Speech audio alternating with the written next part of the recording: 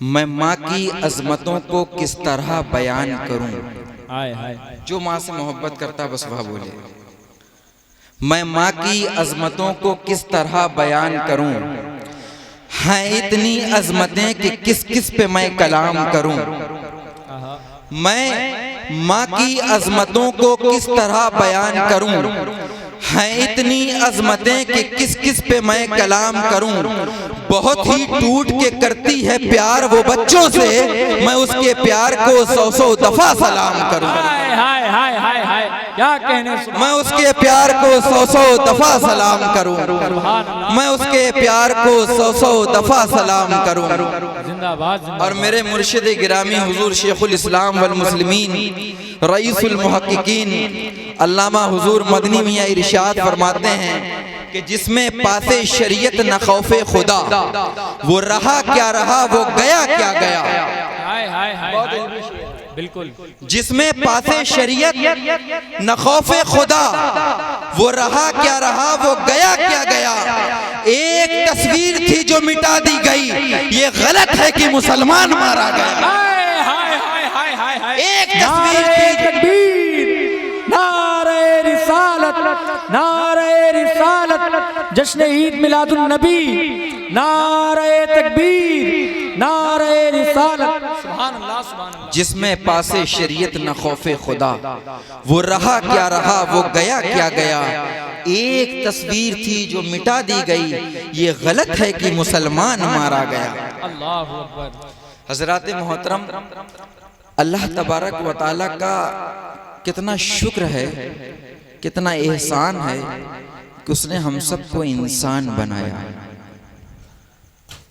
یہ بات اتنی ہلکی تھی نہیں جتنے ہلکے میں آپ لوگوں نے لے لی. وہ چاہتا تو ہم لوگوں کو کتا اور بلی بھی بنا سکتا تھا. وہ چاہتا تو ہم لوگوں کو بھینس گائے بھی بنا سکتا تھا. وہ چاہتا تو ہم لوگوں کو چھپکلی اور مچھر بھی بنا سکتا تھا. مگر نہیں، اس نے ہم سب کو انسان بنایا ہے. یعنی لقد کرمنا بنی آدم کا تاج پہنا ہے.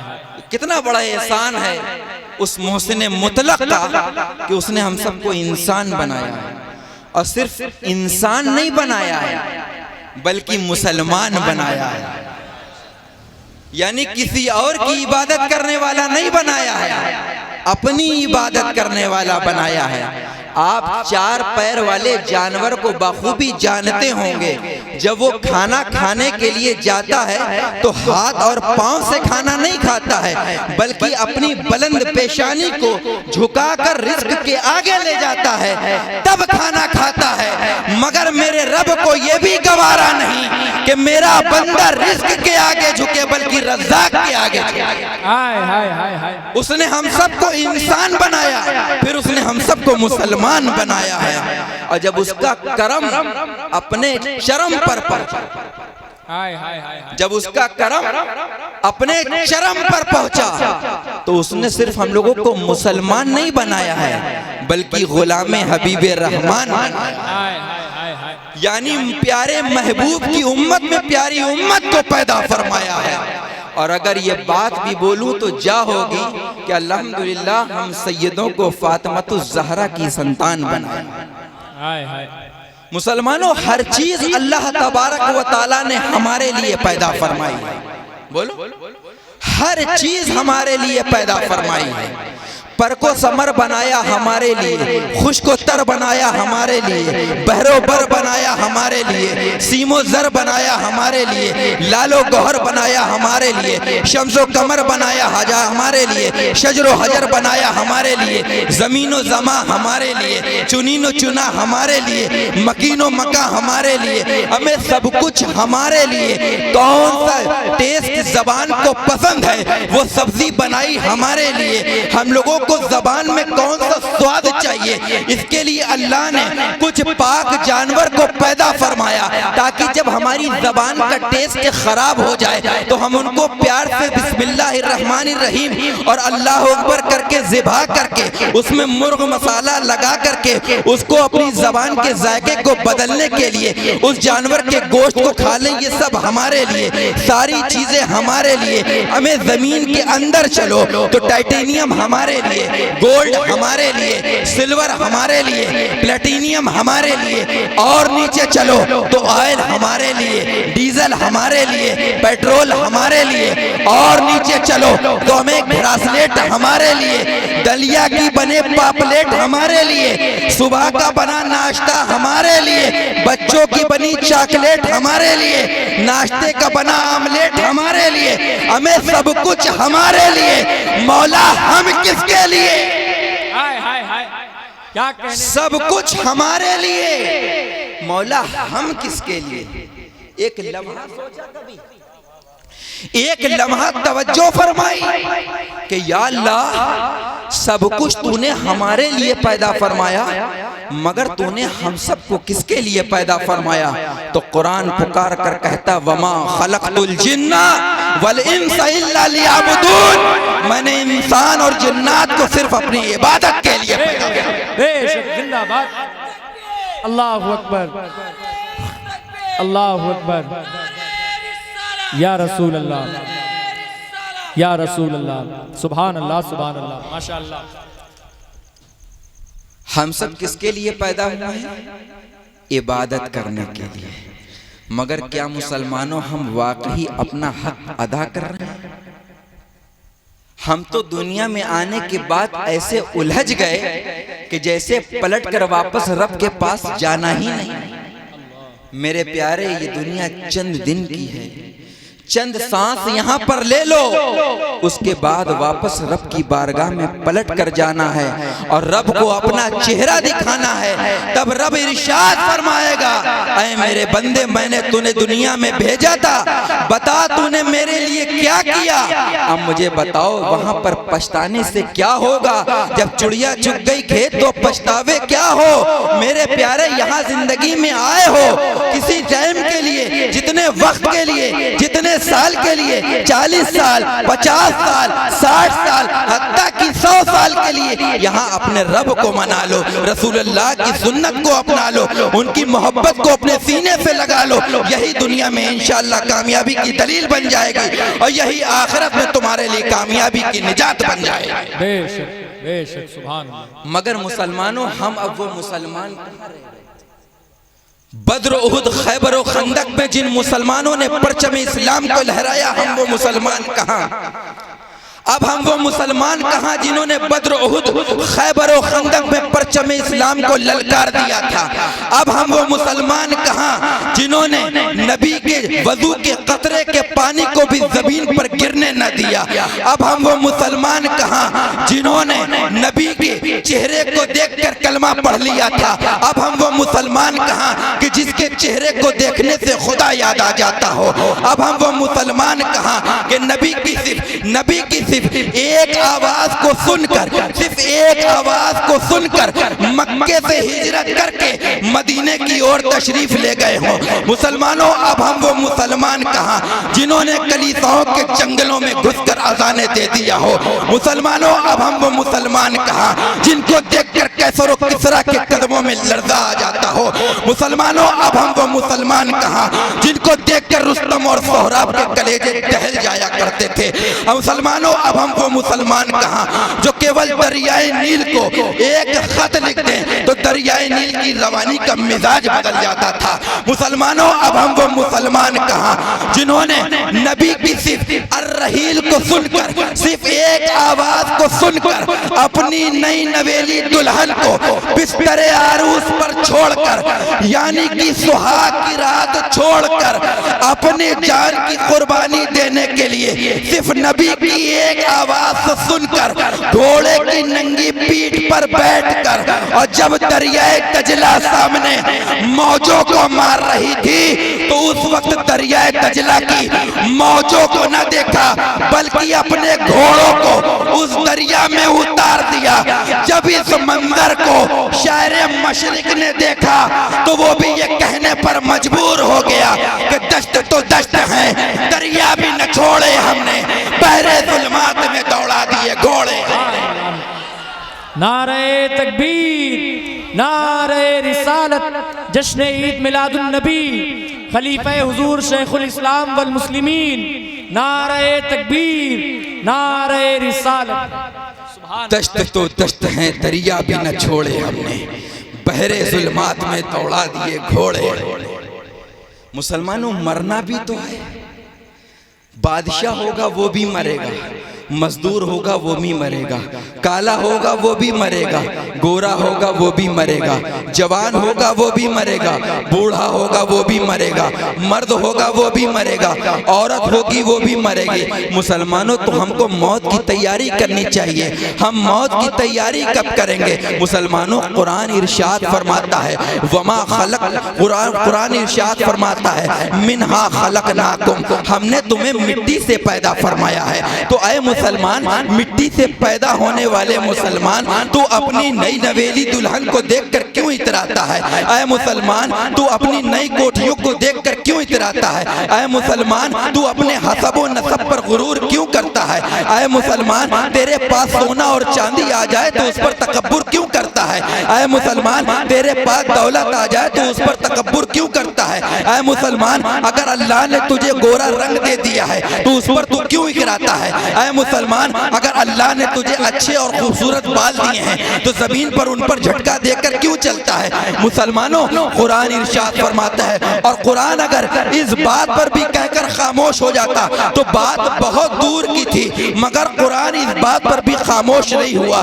قرآن فرماتا ہے، کیا فرماتا ہے؟ جب ہم کسی کو مٹی دینے کے لیے جاتے ہیں، ہم نے اور آپ نے نہ جانے اپنے ہاتھوں سے درجنوں مسلمانوں کو زمین کے اندر دفن کر دیا ہے، اور ان کے چہرے پر نہ جانے کتنی بار مٹی ڈال دی ہے۔ قرآن کہتا ہے قرآن کہتا ہے منہا خلقناکم، ہم نے تمہیں مٹی سے پیدا فرمایا ہے۔ اللہ فرماتا ہے مسلمان، ہم نے تجھے مٹی سے پیدا فرمایا ہے۔ آگے کیا کہتا ہے؟ آگے کیا ارشاد فرماتا ہے؟ منہا خلقناکم وفیہا نعیدکم، اور پھر میں تجھے اسی مٹی سے اٹھاؤں گا۔ تو اے مٹی سے اٹھنے والے، کیا تجھے یقین نہیں ہے کہ اللہ تبارک و تعالیٰ کے پاس واپس جانا ہے، مر کر کے رب کو چہرہ دکھانا ہے، ہمارے نامہ اعمال کو رب کے پاس کھولا جائے گا؟ تو مجھے بتا، اپنے دولت پر غرور کیوں کرتا ہے؟ سونے اور چاندی، روپی اور پیسے پر غرور کیوں کرتا ہے؟ اور آگے ارشاد فرماتا ہے وَمِنْهَا نُخْرِجُكُمْ تَارَةً أُخْرَىٰ، اور پھر تجھے اسی مٹی سے میں اٹھاؤں گا، اسی مٹی سے پیدا کر کے اٹھاؤں گا۔ اے مٹی میں پیدا ہوئے، مٹی سے بنائے گئے، پھر مٹی میں ملائے گئے، پھر اسی مٹی سے تو ایک دن اٹھایا جائے گا۔ اور میں تم کو بتاتا چلوں کس طریقے سے اٹھایا جائے گا۔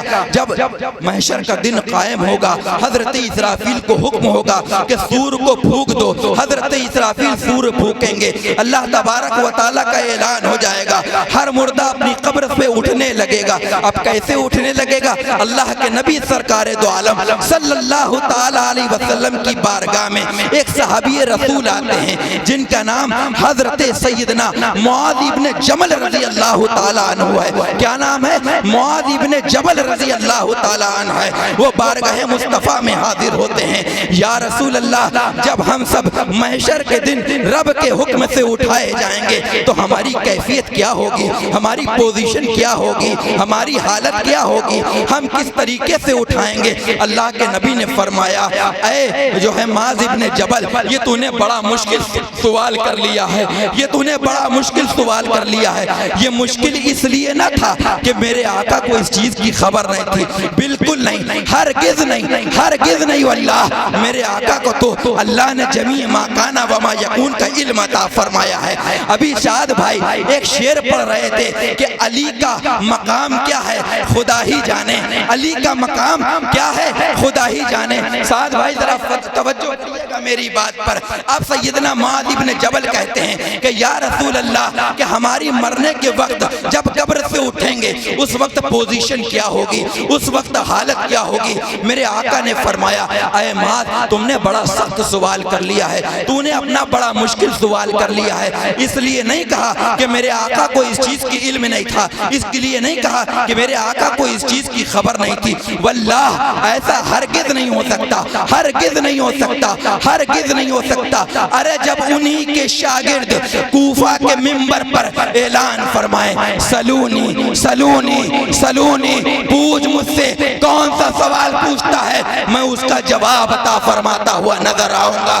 واللہ میرے نبی کے شاگرد ہیں جن کا نام مولا کائنات رضی اللہ تعالی عنہ سیدنا علی رضی اللہ تعالی عنہ ہے، فرماتے ہیں تم مجھ سے سوال کرتے جاؤ، میں تمہیں جواب دیتا جاؤں گا۔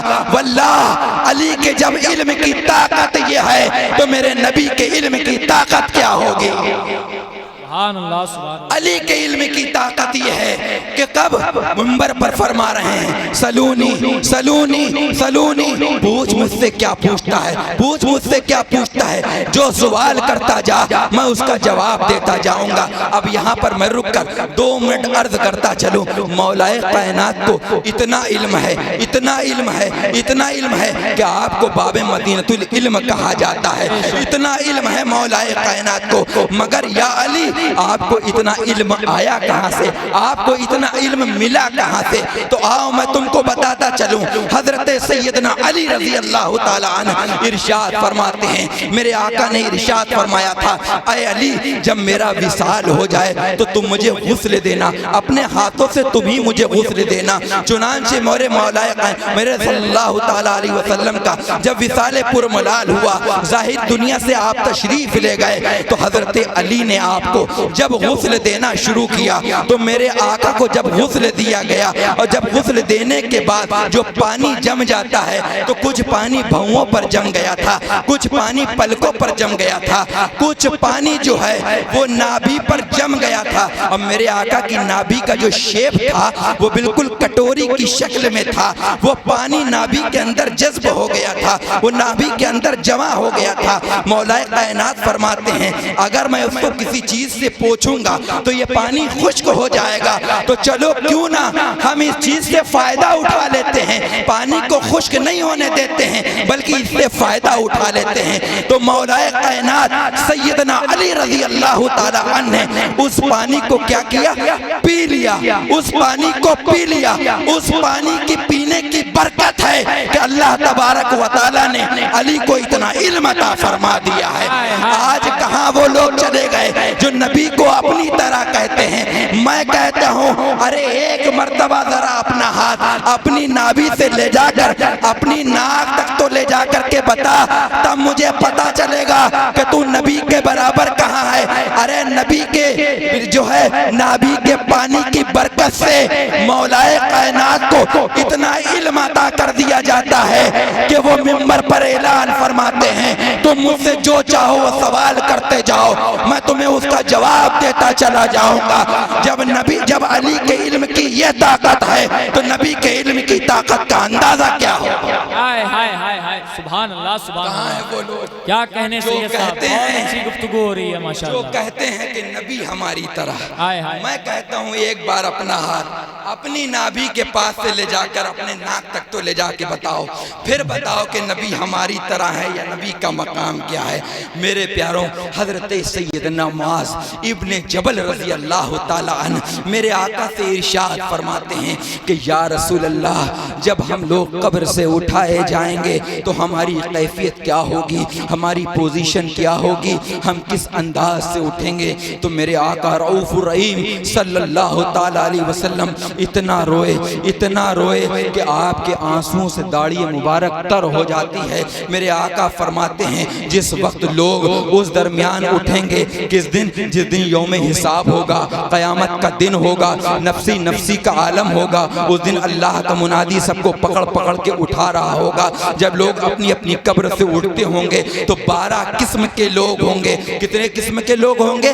12 قسم کے لوگ ہوں گے۔ وہ 12 گروپ میں ہوں گے، 12 ٹکڑیوں میں ہوں گے، 12 گروپ میں ہوں گے، 12 قبیلوں میں ہوں گے۔ اس میں سے جو پہلے نمبر پر اٹھیں گے وہ اس حالت میں اٹھیں گے کہ نہ تو ان کے ہاتھ ہوں گے نہ تو ان کے پیر ہوں گے، وہ ہاتھ پاؤں سے کٹے ہوں گے، ان کے ہاتھ بھی نہیں ہوں گے، ان کے پیر بھی نہیں ہوں گے، وہ اس حالت میں قبر سے اٹھائے جائیں گے۔ حضرت سیدنا معاذ ابن جبل رضی اللہ تعالی عنہ ارشاد فرماتے ہیں کہ یا رسول اللہ ان کا قصور کیا ہوگا، ان کا کام کیا ہوگا کہ وہ قبر سے بغیر ہاتھ اور پیر کے اٹھائے جائیں گے؟ آخر انہوں نے ایسا کون سا جرم کیا ہوگا، آخر انہوں نے ایسا کون سا گناہ کیا ہوگا کہ جب وہ قبر سے اٹھائے جائیں گے تو ان کے ہاتھ نہیں ہوں گے، ان کے پیر نہیں ہوں گے؟ تو میرے آقا، آپ کے آقا مشفق و مہربان رسول صلی اللہ تعالی علیہ وسلم ارشاد فرماتے ہیں کہ یہ وہ لوگ ہیں جو بغیر ہاتھ اور پاؤں کے اٹھیں گے، وہ اپنے پڑوسیوں کا حق ادا نہیں کرتے، پڑوسیوں کا حق نہیں ادا کر کے گئے ہوں گے۔ ان کے ساتھ یہ جرم کیا جائے گا جب وہ قبر سے اٹھائے جائیں گے تو بغیر ہاتھ اور بغیر پیر کے اٹھائے جائیں گے۔ میرے پیاروں، پڑوسیوں کا حق ادا کرو، کہیں ہم بھی ایسا نہ ہو کہ جب اس دن اٹھائے جائیں تو ہمارے ہاتھ بھی کٹے ہوں، ہمارے پیر بھی کٹے ہوں۔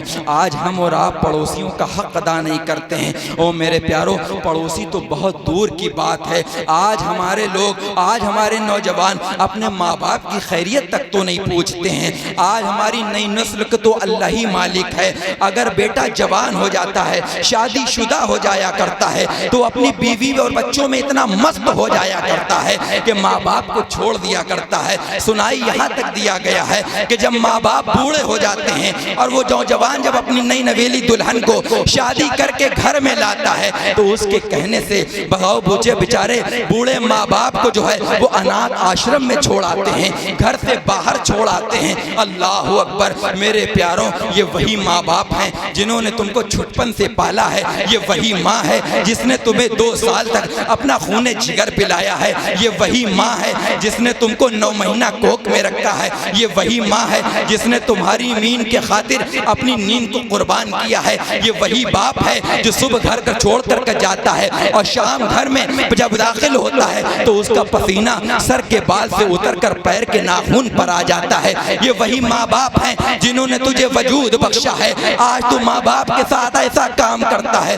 واللہ ہمارے پاس اتنا وقت نہیں ہے کہ ہم اپنے ماں باپ کی خیریت لے سکیں۔ کبھی باپ سے پوچھا ہے، او ابا ذرا مجھے یہ تو بتاؤ کہ تمہیں کون سے ہوٹل میں کھانا کھانا جانا ہے؟ پڑوسیوں سے تو خوب پوچھتے ہیں، دوست و احباب سے تو خوب پوچھتے ہیں، پیر و مرشد آ جائیں تو اللہ اکبر ان کے قدموں میں پھول بچھا دیا کرتے ہیں، ان کو مسافر میں گڈیاں دے دیا کرتے ہیں۔ میرے پیاروں، اگر سب سے بڑا کوئی پیر ہے تو وہ تمہارے ماں باپ ہیں۔ میں کتنے درجنوں ولی اپنے انگلی کے پور پر شمار کر کے بتا سکتا ہوں جن کو اللہ نے ولایت کے منصب پر فائز کیا ہے، وہ کسی عمل کی بنا پر نہیں کیا ہے بلکہ ماں باپ کی دعاؤں کے صدقے اللہ نے ان کو ولایت کا مقام عطا کیا۔ ہائے ہائے ہائے، سبحان اللہ سبحان اللہ۔ یہ وہی ماں باپ ہیں، مگر ہم ماں باپ کی خیریت اب کہاں پوچھتے ہیں؟ کس کے لیے یہ بلڈنگیں بناتے ہو؟ اس کے لیے کہ جب تم مر جاتے ہو تو تم سے پہلے وہ تمہاری چارپائی کو اٹھا کر گھر سے باہر پھینکتا ہے، اس پر ابا مرا تھا۔ اس کے لیے جو تمہارے کپڑے کو اٹھا کر کے ایک کنارے نہیں رکھ سکتا کہ اس کو ابا نے پہنا تھا، اس کے لیے ہمیں ختم کرو یار یہ جہالت کی زندگی، آؤ موت کی تیاری کرو۔ اور ہمارے پاس اب اتنا وقت نہیں ہے کہ ہم اپنے باپ کی، اپنے ماں کی 2 لمحہ بیٹھ کر خیریت پوچھ سکیں۔ نوجوان بیٹے کو تو اتنی عقل نہیں ہے، اتنا شعور نہیں ہے کہ 2 منٹ باپ کے پاس پہنچ کر باپ کی نفس کو پکڑ کر پوچھے، او ابا ذرا مجھے یہ تو بتاؤ آج کون سا کھانا بننا چاہیے جو تیری طبیعت کے مطابق ہو، آج کون سی روٹی بننا چاہیے جو تیری کیفیت کے مطابق ہو، آج کون سا کھانا بنواؤں، آج کون سا پکوان بنواؤں جو تیرے دل کو گوارا ہو جائے۔ بیوی سے تو ہر سنڈے پوچھتا ہے بتا کون سے ہوٹل میں کھانا کھانے کے لیے جانا ہے۔ کبھی باپ سے بھی پوچھ کر کے دیکھ بتا ابا کہ کون سے ہوٹل میں کھانا کھانا چاہتا ہے، تو جس ہوٹل کا اشارہ کر دے گا قسم خدا کی اس ہوٹل میں لے جا کر میں تجھے کھانا کھلاؤں گا۔ اللہ کی قسم کھا کے کہتا ہوں 1000 پیروں کو کھلانا ایک طرف ہے، باپ باپ کو کھلانا ایک طرف ہے۔ 1000 پیر مل کر اگر دعا کریں گے تو ان کی دعا قبول ہو یا نہ ہو، مگر ماں باپ اگر تیرے لیے دعا کر دیں گے تو وہ باب اجابت سے جا کر ٹکرا جائے گا۔ سبحان اللہ سبحان اللہ، نعرہ تکبیر، نعرہ رسالت، جشن عید میلاد النبی حضرت علامہ سید اظہر حسین اشرفی صاحب قبلہ، نعرہ تکبیر، نعرہ رسالت۔ یہ وہی بچہ ہے نا جس کو ماں نے بچپنے میں خود گیلے میں لیٹی ہو اور بچے کو اپنے سینے پہ یا سوکھی جگہ پر لٹایا ہو۔ یہ وہی بچہ ہے۔ جب وہی بچہ جوان ہوتا ہے اور اپنے ماں باپ کو آنکھیں دکھاتا ہے تو ان کے کانٹوں خون نہیں دوڑتا ہے، خون کے آنسو وہ ماں باپ رو رہے ہوتے ہیں۔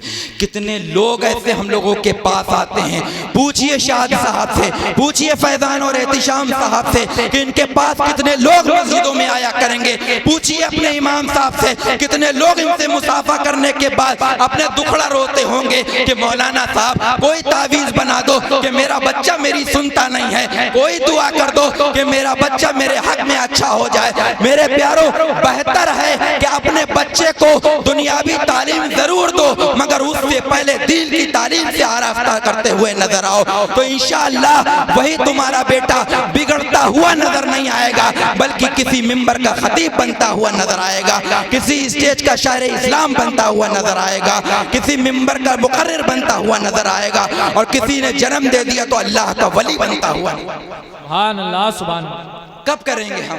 مرنے کے بعد؟ وہاں تو سارے اعمال منقطع کر دیے، مرنے کے بعد سب کام ختم۔ اب بتا حساب کی باری ہے۔ ہم دنیا میں آئے ہیں نا میرے پیارے، ہماری اور آپ کی زندگی کچھ لمحے کی ہے بے شک۔ اگر ہم آپ کو اپنے علم کے مطابق بتاؤں تو ہماری اور آپ کی زندگی صرف 15 منٹ کی ہے۔ حضرت اہل علم کی دعائیں، صرف 15 منٹ کی زندگی ہے جس کو ہم اور آپ اپنی زبان میں کیا کہتے ہیں؟ 40 سال جی کر کے گیا، 60 سال جی کر کے گیا، 80 اور 100 سال جی کر کے گیا۔ اب تو سنچری بہت کم لوگ مار رہے ہیں مگر اللہ تبارک و تعالیٰ اس کو عمر دے کہ وہ 100 سے بھی پار جائے، حد سے حد 100 سال جی کر کے گیا۔ میرے پیارے، جو 100 سال جی کر کے گیا در حقیقت وہ 15 منٹ کی زندگی گزار کر کے گیا۔ اب کیسے گزار کے گیا؟ میری بات سنو، آپ جا کر کے کسی مسجد میں جاؤ اور جا کر کے وہاں پہ نماز اوقات کا جو ہے فریم ٹنگا ہوگا، اس کو دیکھو۔ کسی اذان جو ہے جماعت سے پہلے صرف 15 منٹ پہلے اذان دی جاتی ہے اور 15 منٹ کے جسٹ بعد اس کی جماعت ہو جایا کرتی ہے۔ جب بچہ پیدا ہوتا ہے تو اس کے دائیں کان میں اذان دے دی جاتی ہے اور بائیں کان میں اس کی اقامت پڑھ دی جاتی ہے، نماز ابھی نہیں پڑھی جاتی ہے۔ اب زندگی کا سلسلہ شروع ہو جاتا ہے۔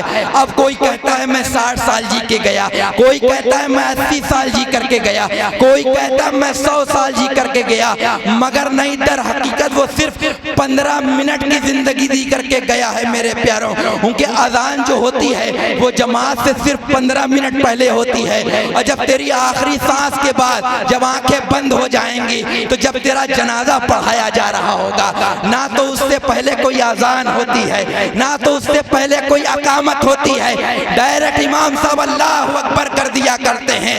تو پتا چلا جب پیدا ہوا تھا تو اذان بھی پڑھ دی گئی ہے، اقامت بھی پڑھ دی گئی ہے، بچی صرف نماز ہے جو 15 منٹ کے بعد پڑھا دی جائے گی۔ ادھر تو 80 سال کی زندگی اپنی ہوش میں جی کر کے جاتا ہے، ادھر تیرے دوست و احباب تجھے کفن میں لپیٹ کر ایک جگہ رکھ دیتے ہیں اور منادی آ کر کے، مؤذن آ کر کے، امام آ کر کے تیری نماز جنازہ کو پڑھا دیا کرتا ہے۔ بتا اس 15 منٹ کی زندگی میں تم نے کیا کیا؟ رب کی عبادت کب کرے گا میرے پیارے؟ مرنے کے بعد کرے گا، وہاں تو مہلت ہی نہیں ہے۔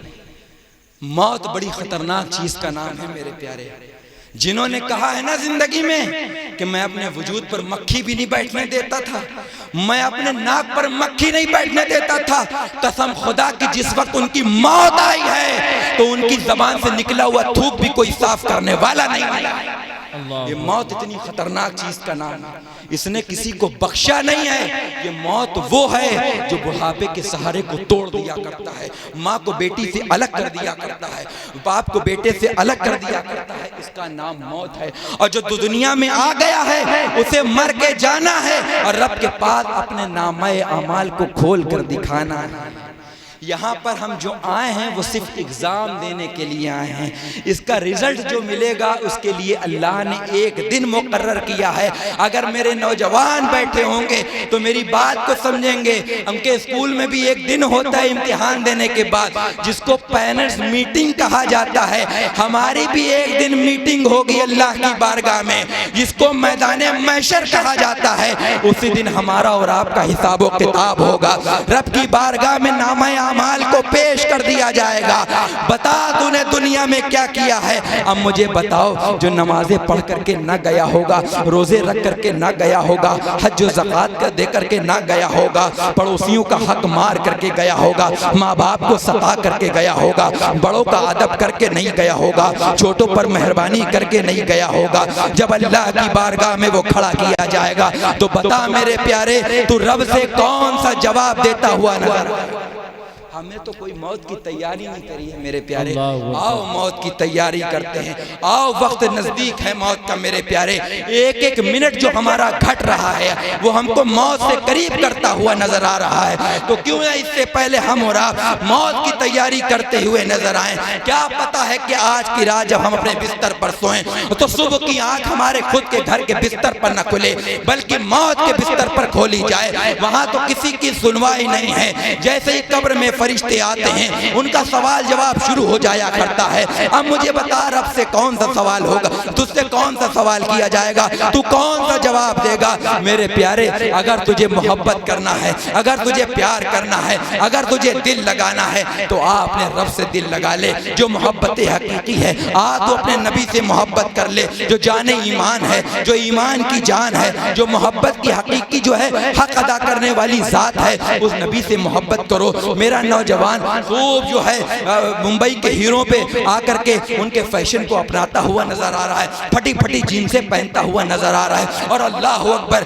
میری ماں بہنیں بھی بیٹھی ہوئی ہیں, میری باتوں کو ایمان کے کانوں سے وہ سنیں. آج ان کو تو اللہ ہی عذاب دے گا. اللہ تبارک و تعالیٰ کی بارگاہ میں دعا ہے مولا کہ ہماری بیٹیوں کی حفاظت فرمائے. ان لوگوں نے تو اندھیر ختم کر رکھی ہے, اپنے حسن کی نمائش وہ بازاروں میں کرتی ہوئی نظر آ رہی ہیں. اگر سر پر روپٹہ بھی اوڑھتی ہیں تو بالوں کی سیاہی برابر نظر آتی ہے. میرے پیارے ہم نے موت کی تیاری کب کی ہے. آ نبی سے محبت کر لیں, آ ان سے پیار کر لیں. کون نبی جو تم سے زیادہ تجھ سے محبت کرتے ہیں, وہ نبی جس طریقے سے رب کے خزانے میں کسی چیز کی کمی نہیں ہے ایسے محمد رسول اللہ کے سینے میں محبت کی کمی نہیں ہے. آؤ ان سے دل لگا لیں, آؤ ان سے پیار کر لیں, آؤ ان سے محبت کر لیں. وہی جان ایمان ہے, وہی حقیقی محبت ہے. آج میرا نوجوان پھٹی پھٹی جین سے پہن کر کے پھرتا ہوا نظر آ رہا ہے اور کہہ رہا ہے کہ حضرت یہ فیشن ہے. اللہ نے اگر اس کو خوبصورت بال دیے ہیں تو وہ اٹھلا کر کے زمین کے اوپر چلتا ہے, بالوں پر جھٹکا دیتا ہوا نظر آتا ہے. او میرے پیارے تکبر نہ کر. یہ تیرے بال جب تو قبر کے اندر جائے گا 3 دن نہ لگیں گے. قسم خدا کی یہ تیرے خوبصورت بال جن پر تو دنیا میں رہ کر ناز کرتا تھا 3 دن نہ لگیں گے کہ قبر کے اندر تیرے بال کو تیری کھوپڑی الگ کر دے گی. جن آنکھوں پر تو ناز کرتا تھا یہ آنکھیں تیری بہتی ہوئی نظر آئیں گی. حضرت سیدنا علی رضی اللہ تعالی عنہ ایک مرتبہ ایک قبرستان میں گئے اور جانے کے بعد آپ نے کہا السلام علیکم یا اہل القبور, اے قبر والو تم پر سلام ہو. اندر سے جواب آتا ہے وعلیکم السلام یا علی. حضرت علی نے جواب کو سنا. اب حضرت علی ارشاد فرماتے ہیں اے قبر والو ذرا مجھے یہ تو بتاؤ کہ قبر کے اندر تمہارے کیا حال ہیں, تمہاری کیسی گزر رہی ہے. تو اندر سے جواب آتا ہے اے علی ہماری چھوڑ, مجھے یہ بتا کہ دنیا میں جو ہم بڑی سی بلڈنگ بنا کر کے گئے تھے اس کا کیا ہوا ہے. اللہ اکبر. ہم نے جو 4 اولادیں پیدا کری تھی ان کے کیا حال ہیں. ہمارے وہ دوست, وہ ساتھی, وہ یار جو کہتے تھے تیرے ساتھ مروں گا, تیرے ساتھ جیوں گا, ان دوستوں کے کیا حال ہیں. حضرت علی رضی اللہ تعالیٰ عنہ ارشاد فرماتے ہیں اس بلڈنگ کی بات کرتا ہے جسے تو نے اپنے خون پسینے سے سینچ کر اپنی محنت کی کمائی سے بنایا تھا. اس محل میں تو, اس کوٹھی میں تو تیرے بچوں نے 4 دیواریاں کھڑی کر دی. ان بچوں کی بات کرتا ہے جس کو تو اپنے کروٹ میں لے کر لوریاں سنایا کرتا تھا, جن کا تکیہ تیرا سینہ ہوا کرتا تھا, جن کو راتوں میں تو نے چمٹا کر اپنے گلے سے لگا کر سلایا تھا. وہ بچے تو آج ایک دوسرے کے خون کے پیاسے بن چکے ہیں. ان دوستوں کی بات کرتا ہے جو کہتے تھے تیرے ساتھ مروں گا تیرے ساتھ جیوں گا، انہوں نے تو نئے یار بنا لیے، وہ تو تجھے بھول گئے ہیں، وہ تو اپنی زندگی میں مست ہیں۔ اس بیوی کی بات کرتا ہے جو رات کی تنہائی میں تجھ سے وعدے اور قسمیں کھایا کرتی تھی کہ تیرے ساتھ مروں گی تیرے ساتھ جیوں گی، تیرے ساتھ ایک ایک لمحہ بتاؤں گی۔ تیرے جانے کے بعد تو اپنی زندگی میں مست ہو گئی ہے، اس نے تو دوسری شادی کر لی ہے، وہ تو تجھے کب کا بھول گئی ہے۔ قبر والوں نے ایک آہ بھری اور کہا اے علی جاتے جاتے ایک بات کہہ دینا۔ حضرت علی رضی اللہ تعالیٰ عنہ ارشاد فرمایا اے قبر والو، میں نے قبر کے اوپر کے حالات بتا دی ہیں، اب یہ بتاؤ کہ قبر کے اندر تمہاری کیسی گزر رہی ہے۔ اندر سے ایک نرم آواز آتی ہے اے علی ہمارے پاس پیسہ بہت تھا، ہم نے سوچا تھا جس کے پاس پیسہ ہوتا ہے وہی کامیاب ہے، ہم نے سوچا تھا جس کے پاس پاور ہے وہی کامیاب ہے، ہم نے تو سوچا تھا جس کے آگے لوگ جھکا کرتے ہیں وہی کامیاب ہے، مگر قبر میں آنے کے بعد پتا چلا یہاں دنیا کی دولت کا سکہ نہیں چلتا ہے، یہاں تو نبی کی محبت کا سکہ چلتا ہے، یہاں تو نبی کی محبت کا سکہ چلتا ہے۔ اے علی جاؤ اور ہمارے بعد آنے والوں سے کہہ دینا کہ آ تو رہے ہو موت کی تیاری کر کے آنا، نبی سے محبت کر کے۔ ہم نے کس سے پیار کیا ہے؟ ہم نے ممبئی کے ہیرو سے پیار کیا ہے۔ ہماری نوجوان بیٹیاں بیٹھی ہوئی ہیں آج سیریل میں اور یوٹیوب میں پتہ نہیں کیا کیا بوالے جان دیکھ رہی ہیں، انہوں نے ان بمبئی کی ہیروئنوں سے پیار کیا ہے۔ جب تیری بہن جب تیری بیٹی گھر میں تیار ہو کر کے نکلتی ہے نا، اور جب اپنے بالوں کو اپنے سنگار کرتی ہے اور 16 سنگار جب سج دھج کر کے نکلتی ہے کسی شادی یا کسی پارٹی میں جانے کے لیے، تو اے میرے نوجوان بھائی، اے اس کے باپ، اے اس کے شوہر، تو اپنی عورت پر اپنی بہن پر اپنی بیٹی پر ناز نہ کیا کر، بلکہ یہ کہہ دیا کر اے میری بیٹی قبر میں تیرا بناؤ سنگار نہ دیکھا جائے گا، قبر میں دیکھا جائے گا تو تیرا نامہ اعمال دیکھا جائے گا۔ اگر تیاری کرنا ہے قبر میں تو جاؤ 6 نامہ اعمال بنا لو، قبر میں سوال اس پر ہوگا جس کی تم تیاری نہیں کر رہی ہو، اس سے جا کر کے لو لگاؤ۔ آج ہم محبت کا دعویٰ کرتے ہیں، میرے نوجوانوں کو تو بڑی جلدی محبت ہو جاتی ہے، کہتے ہیں حضرت اس سے محبت ہو گئی، حضرت اس سے محبت ہو گئی، ٹرین میں بیٹھتے ہیں تو محبت ہو جاتی ہے، پلین میں بیٹھتے ہیں تو محبت ہو جاتی ہے، بس میں بیٹھتے ہیں تو محبت ہو جاتی ہے، کارنر پر کسی چائے اور جو ہے پان کھانے کی دکان پر کھڑے ہو جاتے ہیں تو ان کو کسی سے محبت ہو جاتی ہے۔ ہائے ہائے ہائے، میں کہتا ہوں کہ اگر تجھے محبت کرنا ہے تو آؤ فاطمہ الزہرا کے بابا سے محبت کریں، آؤ حسنین کے نانا سے محبت کریں، اور گنبد خضرا کے دولہا سے محبت کریں، وہ محبت جو دنیا میں بھی کامیاب آئے، کامیابی کی دلیل ہے، جو کامیاب میدان محشر میں بھی ہوگی، جو قبر کے اندر میں ہوگی، اس کی محبت جان ایمان ہے۔ تم اس سے دل کیوں نہیں لگاتے ہو؟ کوئی کہتا ہے حضرت میری ماں مجھ سے بڑا پیار کرتی ہے، کوئی کہتا ہے حضرت میرا دادا مجھ سے بڑا پیار کرتا ہے، کوئی کہتا ہے میرا پھوپا مجھ سے بڑا پیار کرتا ہے، کوئی کہتا ہے میرا پڑوسی مجھ سے بڑا پیار کرتا ہے، کوئی کہتا ہے میرا بھائی مجھ سے بڑا پیار کرتا ہے،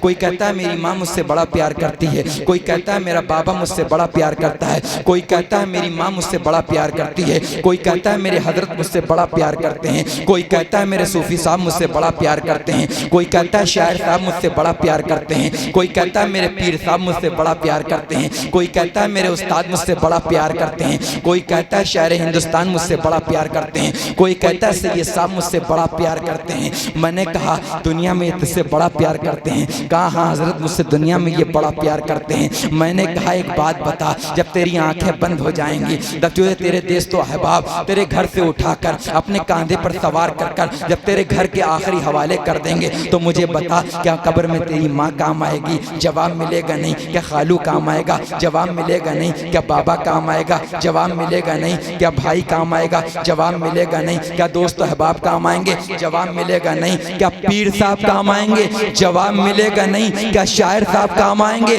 جواب ملے گا نہیں۔ کیا امام صاحب کام آئیں گے؟ جواب ملے گا نہیں۔ کیا سید صاحب کام آئیں گے؟ جواب ملے گا نہیں۔ میں نے کہا کیوں بھائی؟ تو مفتی صاحب کے ہاتھوں کو بوسہ دیا کرتا تھا دنیا میں، ان کی نام کی محبت کی مالا کو جپا کرتا تھا، انہوں نے بھی تیرا ساتھ چھوڑ دیا، تو سید صاحب کے پیچھے پتہ لگ جائے کہ وہ آ رہے ہیں تو ان ان کے پیچھے اس طریقے سے بھاگتا تھا کہ ایسا لگتا تھا کہ کہیں ہنگامہ وپا ہو گیا ہے. اس طریقے سے بھاگتا تھا کہ کبھی ان کے ہاتھوں کو بوسہ دیتا تھا, کبھی ان کے پیروں کو بوسہ دیتا تھا, کبھی تو ان کے اماموں کو چوما کرتا تھا, کبھی ان کی گاڑیوں کو چوما کرتا تھا. کہا حضرت وہاں سید کام نہیں آتا ہے, وہاں سید السادات کام آتا ہے. تو کیوں نہ آؤ اسی سید السادات سے محبت کر لے جو قبر میں کام آئے گا. اب میرا جملہ سننا, اور اگر اچھا لگے تو آگے سے لے کے پیچھے تک ہر لب پر سبحان اللہ ہونا چاہیے, اور مجمع سے کھڑے ہو کر کوئی ایک شخص نعرہ لگا دے زندہ دلی کے ساتھ. جب دنیا میں رہ کر تو محبت کی مالا جپا کرتا تھا تو تو نے کہا فلاں محبت کرتا, فلاں محبت کرتا, فلاں محبت کرتا. میں نے کہا تو آ, دنیا میں رہ کر تیرے ماں باپ محبت کرنے کا دعویٰ کرتے ہیں, تیرے خالہ خالو تجھ سے محبت کرنے کا دعویٰ کرتے ہیں, تو بھی ان سے محبت کرنے کا دم بھرا کرتا ہے, مگر وہ قبر میں تیرے ساتھ نہ آئے. جواب ملے گا حضرت نہیں. میں نے کہا کیوں؟ کہا یہ دنیا کی محبت ہے, یہ قبر کے اوپر تک کام آتی ہے, قبر کے نیچے کام نہیں آتی ہے. مگر خدا کی قسم کھا کے کہتا ہوں جب تو انتقال کرے گا تیری آنکھیں بند ہو جائیں گی, تیرے دوست و احباب تجھے نیا کپڑا پہنائیں گے, تجھے نہلائیں گے, تجھے دھلائیں گے, اپنے کاندھے پر شان سے سوار کریں گے.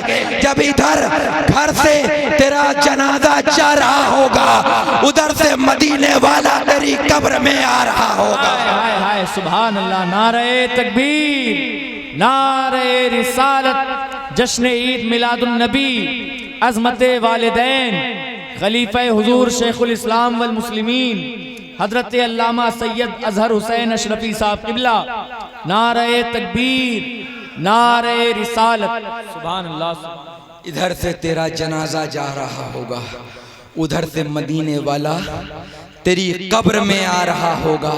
اسی پر اعلیٰ حضرت بولے قبر میں لہرائیں گے تا حشر چشمے نور کے. مچل کے بول دیں سبحان اللہ. قبر میں لہرائیں گے تا حشر چشمے نور کے, جلوہ فرما ہوگی جب طلعت رسول اللہ کی. اچھا ایک بات یہاں پر یاد آئی, قبر میں جائیں گے نا, بولو بھائی, ارے آپ تو بول ہی نہیں رہے, یہ قبرستان تھوڑی ہے, یہاں تو بولو. جائیں گے نا, لٹائے جائیں گے, گھر والے آئیں گے, پٹرا بچھا دیں گے, منہ پر مٹی ٹوپ کر کے چلے جائیں گے اپنے گھروں کو. اتنے میں آ جائیں گے قبر میں منکر نکیر, اٹھ کھڑا ہو, تڑا تڑ سوال ہیں, تڑا تڑ سوال ہیں, ان کے اندر رحم کی گنجائش نہیں ہے, وہ کسی کو پر رحم نہیں کرتے ہیں. اٹھ کھڑا ہو, تڑا تڑ سوال, تڑا تڑ سوال, تڑا تڑ سوال ہے. پہلا سوال کس کے بارے میں ہوئے گا؟ بولو یار. پہلا سوال قبر میں کس کے بارے میں پوچھا جائے گا؟ رب کے بارے میں نا. کیا سوال ہوگا؟ من ربک, تیرا رب کون ہے؟ مگر دکھایا نہیں جائے گا نا رب کو. بولو یار. قبر کے میں رب کے بارے میں سوال کیا جائے گا مگر رب کو دکھایا نہیں جائے گا. دوسرا سوال ما دینک, تیرا دین کیا ہے پوچھا جائے گا مگر دکھایا نہیں جائے گا. جیسے ہی تیسرا سوال ہوگا ما کنت تکون فی شان ھذا الرجل, اتنا سوال فرشتے کر رہے ہوں گے کہ ما کنت تکون فی شان ھذا الرجل, بتا اس ذات کے بارے میں تو دنیا میں کیا کہتا تھا. ادھر قبر میں فرشتے سوال کریں گے, ادھر سے مدینے والے آقا کہیں گے فرشتوں ٹھہرو, سوال بعد میں کرنا, محمد کا جلوہ پہلے قبر کے اندر آنے دو. ہائے ہائے ہائے ہائے ہائے, محمد کا جلوہ پہلے قبر کے اندر آنے دو. ہائے ہائے سبحان اللہ. کیوں؟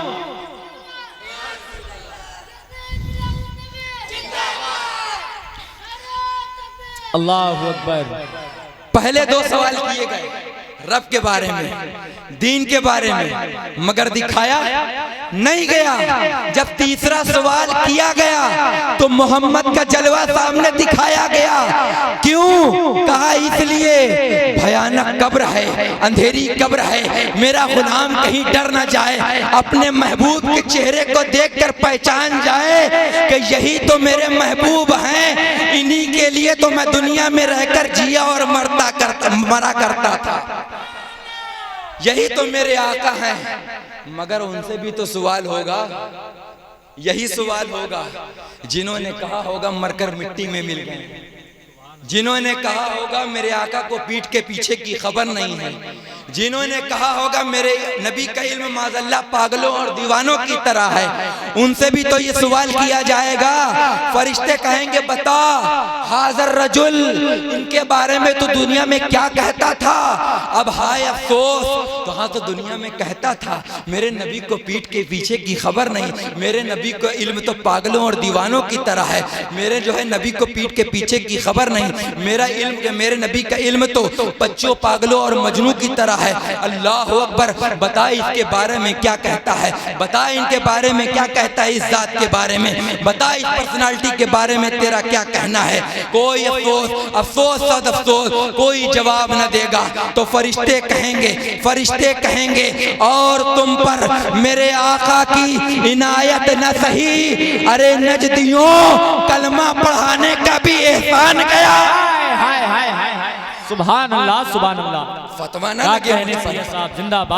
لگے مجھ پر کہ فرشتے قبر میں کیوں اعلیٰ حضرت کے کلام پڑھیں گے؟ میرا عشق کہتا ہے، میرا عشق کہتا ہے، میرا رائٹ ہے، میں تصور کی دنیا پر خدا سے باتیں بھی کر سکتا ہوں، یہ میرا عشق ہے، میرا عشق کہتا ہے فرشتے نعت پڑھیں گے، اعلیٰ حضرت کے کلام پڑھیں گے، یہ میرا ایمان کہتا ہے، میرا عشق کہتا ہے۔ اب فرشتے کہیں گے اب تو دکھا دیا ہے، بتا ان کے بارے میں تیرا کیا کہنا ہے، بتا تو ان کے بارے میں دنیا میں تو کیا کرتا تھا، مگر وہ تو نہ بتا پائے گا۔ فرشتے کہیں گے اب تو تجھے دکھا دیا گیا ہے، اب بھی نہ کر پائے، نہیں سمجھ میں آ رہا ہے تو اور آسان کر دوں، میرے گھر کا نوجوان بچہ، یہ ہم نے جب آپ نے پڑھائی کری تھی ایگزامنیشن ہال میں بیٹھے تھے، جب وہاں پر گئے تھے تو وہاں پر سوال کا پرچہ آیا تھا، اور جب پرچہ سامنے موجود تھا تو سوال جو تھے اس کے جوابات نہیں آ رہے تھے، تو کہیں سے ہمارے سامنے گائیڈ لا کر کے رکھ دی گئی تھی کہ اب تو کر لے، اب تو کر لے، اس کو دیکھ کر نقل کر لے، نقل۔ مگر کچھ بیوقوف ایسے ہوتے ہیں جو دیکھ کر بھی نہیں کر پاتے ہیں، اگر بغیر پڑھے ایگزامنیشن ہال میں چلے جاتے ہیں۔ کچھ تو ایسے ناکارہ ہوتے ہیں جن کو پرچے پہ اپنا نام بھی لکھنا نہیں آتا ہے۔ اب وہاں پر میرے رسول کا جلوہ دکھایا گیا، بتا تو ان کے بارے میں کیا کہتا ہے، جواب نہ دے پائیں گے۔ فرشتے کہیں گے اور تم پر میرے آقا کی عنایت نہ سہی، نجدیوں کلمہ پڑھانے کا بھی احسان گیا۔ میرا عشق جھوم کر بریلی پہنچا، میرا عشق جھوم کر بریلی پہنچا۔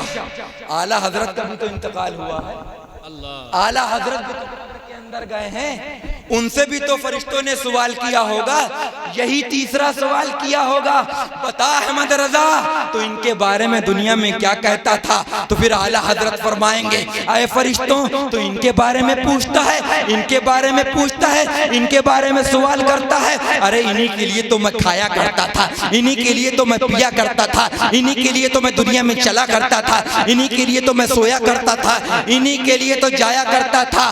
اعلیٰ حضرت فاضل بریلوی علیہ رحمت و رضوان قبر میں فرمائیں گے انہیں جانا انہیں مانا، نہ رکھا غیر سے کام، للہ الحمد میں دنیا سے مسلمان گیا۔ انہیں جانا انہیں مانا، نہ رکھا غیر سے کام، للہ الحمد میں دنیا سے مسلمان گیا۔ سبحان اللہ سبحان اللہ۔ السند دے رہے ہیں 100% پاس ہونے کی، للہ الحمد میں دنیا سے مسلمان گیا، میں دنیا سے مسلمان گیا۔ تھکے تو نہیں آپ لوگ؟ بات کروں ختم کر دوں، یہیں پر کروں؟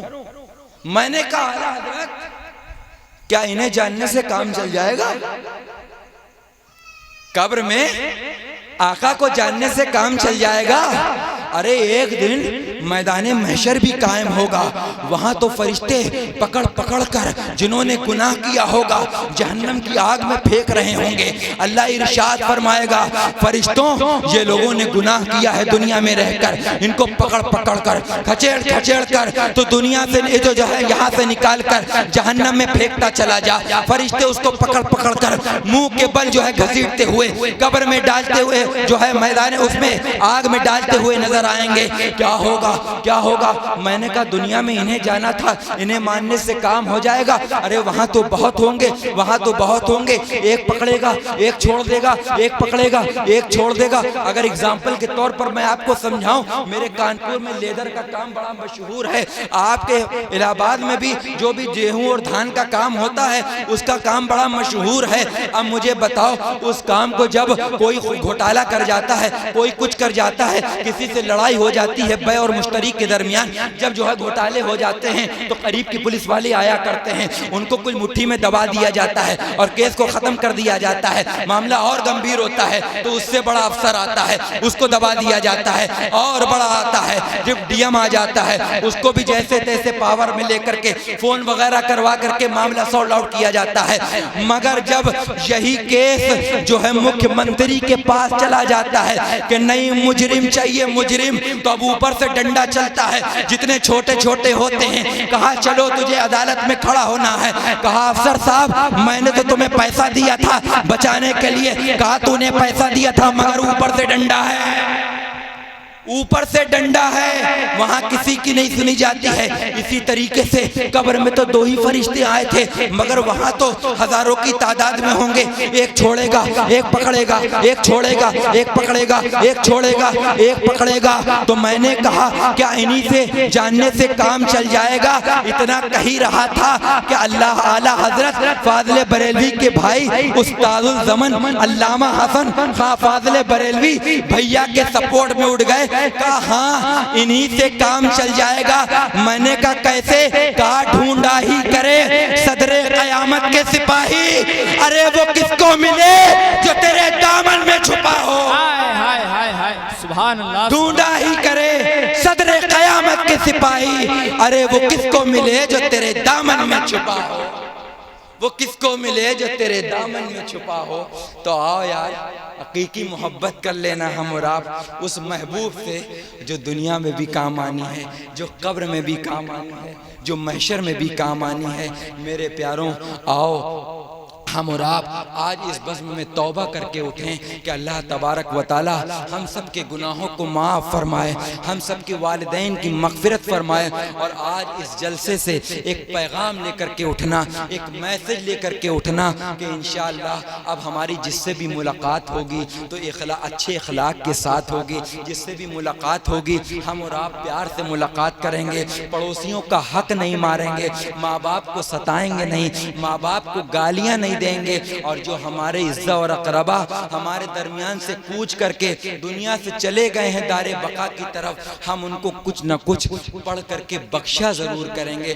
آج کچھ لوگوں کو اس پر بڑی معاملات خراب ہوتے ہیں کہ مولانا صاحب یہ بتائیے کہ ہمارے کہاں لکھا ہوا ہے فاتحہ درود کرنا، یہ کہاں لکھا ہوا ہے کہ 11ویں میں ڈیک چڑھانا اور کسی مردے کے نام کی جو ہے وہ نیاز دلانا اور فاتحہ کرانا۔ میں نے کہا دعائے مغفرت کرنا یہ ہمارا کام نہیں ہے، بلکہ اللہ تبارک و تعالیٰ نے خود ارشاد فرمایا ہے، قرآن کو کھولو سورہ حشر پڑھو، اللہ تبارک و تعالیٰ نے حضرت سیدنا حضرت ابراہیم علیہ السلام کی دعا کو قرآن نازل فرمایا ہے۔ حضرت ابراہیم ارشاد فرماتے تھے ربنا اغفر لی ولوالدی وللمؤمنین یوم یقوم الحساب، یا اللہ ہمیں بخش دے، ہمارے ماں باپ کو بخش دے، ہمارے مسلمان بھائیوں کو بخش دے، اس دن سے جس دن میدان محشر کام آئے گا تو پتہ چلا دعا کرنا کسی ملا کی سنت نہیں ہے بلکہ ابراہیم خلیل اللہ کی سنت ہے۔ اب انشاءاللہ ہم کو اس بات پر عمل کرتے ہوئے نظر آئیں گے نا۔